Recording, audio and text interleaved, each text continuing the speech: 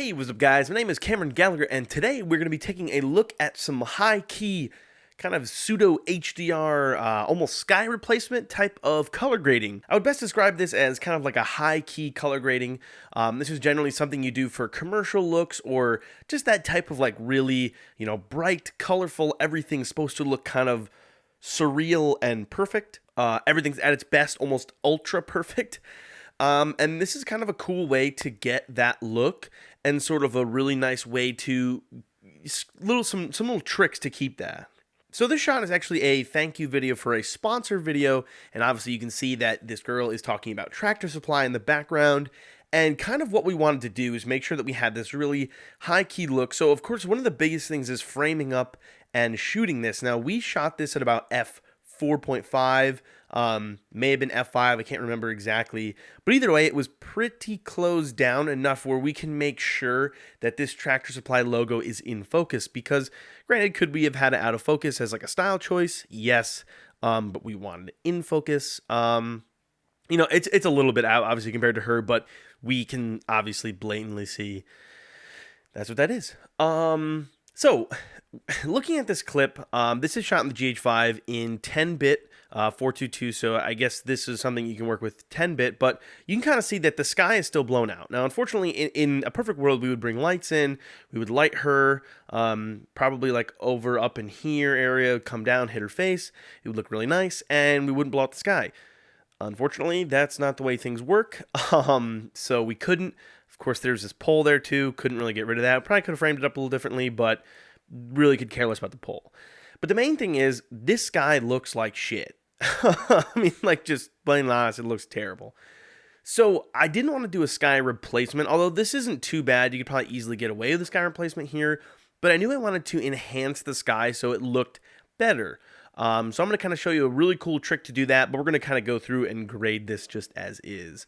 Now, what I'm going to do first is reset this layout, because for whatever reason, it likes to change it. Cool. So let's jump in, and what we're going to do first is I just want to kind of add some contrast back in. So we're going to do like a slight little S-curve. That looks pretty good. Of course, she's a little bit, her eyes are a little bit lost. We would preferably make her slightly brighter, but as you can see, the sky is just totally gone. Let's bring our saturation up a slight bit too, so we can see a little more. That looks kind of nice. Again, we are going for that like overly saturated, overly bright, high key. We may come back and change this, but again, we will figure that out in a minute. So I'm going to click Alt-S. It's going to make a new node over here, and what we're going to do is we're going to work on this sky. So I'm going to go in, where is it, to our HSL qualifier here. Drag a little bit up in the sky, and then click Shift-H so we can see.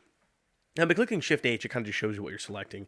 So what we did is we selected this sky. Now, if you click and drag across, you'll select a certain amount, which is good, because it kind of gives you a little more. Now, we're going to play with these controls down here. Pretty much just what this does is it controls how much, like you can see, of that we're messing with.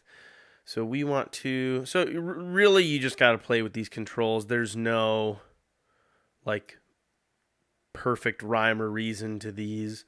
I mean, I guess you could get really technical if you wanted to with it. But what I'm trying to do in particular is I really just want to get rid of that little spot in her hair. Let's see if we can do this. So we don't want any of this down here. We just want this up here. Let's see if we can get rid of that high stuff up there.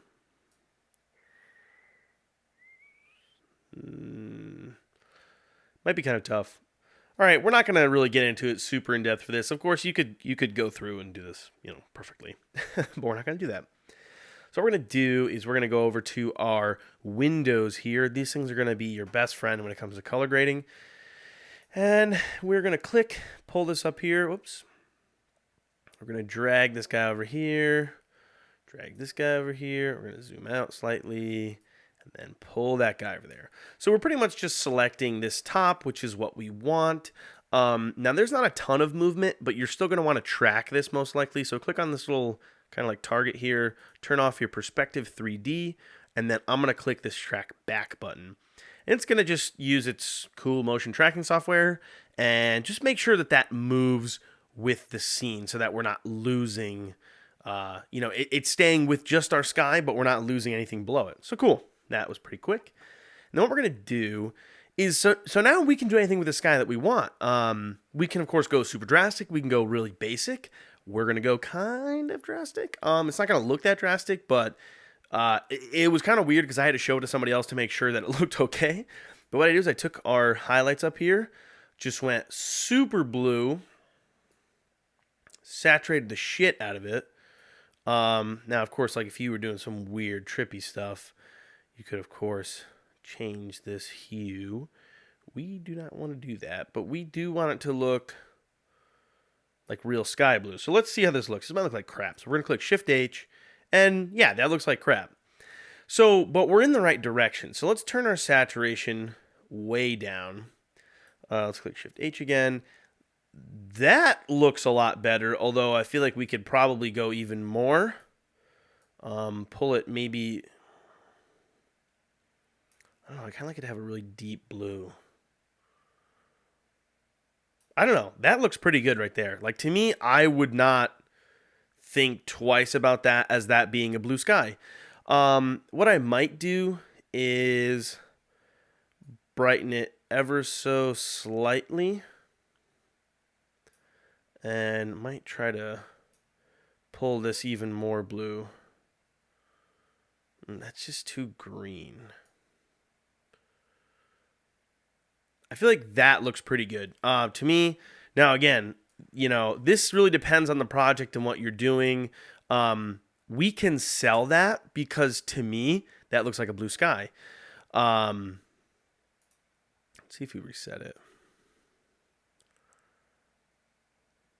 Like that, you could probably get away with total. Actually, that might be even better. So let's just pull that gain over to blue. To me, that looks great because you still kind of have that gradient here, that original sky gradient where it was slightly brighter here and it gets darker towards the edges. Obviously, there's a vignetting in the lens too. So I think that looks really cool and that looks very natural. But I mean, you can see that's a huge difference. Now, granted, if there was clouds, that would become basically impossible. But because it was a clear sky and it basically becomes white, we can easily, pretty much just key that out. And boom, we have a blue sky. So that's kind of the first little trick and tip that I would say when it comes to, making this really like high key look is, again, that's almost like a sky replacement. We want our sky to look blue, to look nice. And now it looks like a beautiful clear day. And you can see with just a pretty quick selection that it looked like garbage before. So let's do a little bit more now. I'm going to click on this first node again and then click Alt-S. Going to organize these. And what we want to do is we want to brighten up her face because although this is a pretty bright scene, we would still in the real world want to light her properly, which we didn't. So we're going to click on another window here. And we're going to drag this guy pretty large, feather the crap out of it, and pull it out. And you can kind of see over here like a live preview. Let's try to get it on just her. And I like to go back to curves and let's bump it up ever so slightly, but then pull down because we want her, this jacket is like a navy blue. We want that to stay navy blue. We want that to be nice and dark, but you can kind of see it adds a little bit of life back in her face, maybe a little bit too much. That looks pretty good. So what we're going to do is we're going to go back, adjust that guy, and then we're going to track that as well. And we're going to track forward now. And DaVinci Resolve is pretty incredible. I mean, the tracker is just insane. And it's pretty incredible what you can do. And you can kind of see how nicely that stayed onto her. So now if we go back, let's get rid of that thing.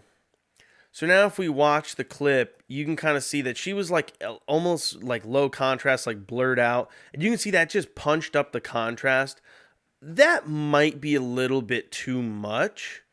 Might want to go a little bit less on that. Like, to me, that looks a little more natural. But again, we're going for this high key look. We don't want it to look like, obviously, we know in real life with our eyes that that wouldn't look like that. But again, we're going for that high key look. I honestly might pull back the saturation slightly. If she feels a little bit, or I don't know. Actually, that's not too bad. No, I think I like it. Cool. So that looks pretty good.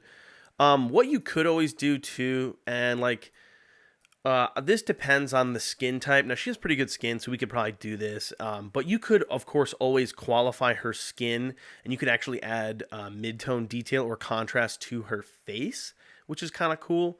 We're not gonna do that just because, quite honestly, we don't really need it in the shot. But it's something you could always do. You could just select it, either qualify it, or you could just highlight it with like a window, and then come down here and either add contrast or I think, yeah, mid-tone detail right there. You could add that too. Again, we don't need to do that, but it's something we totally could do.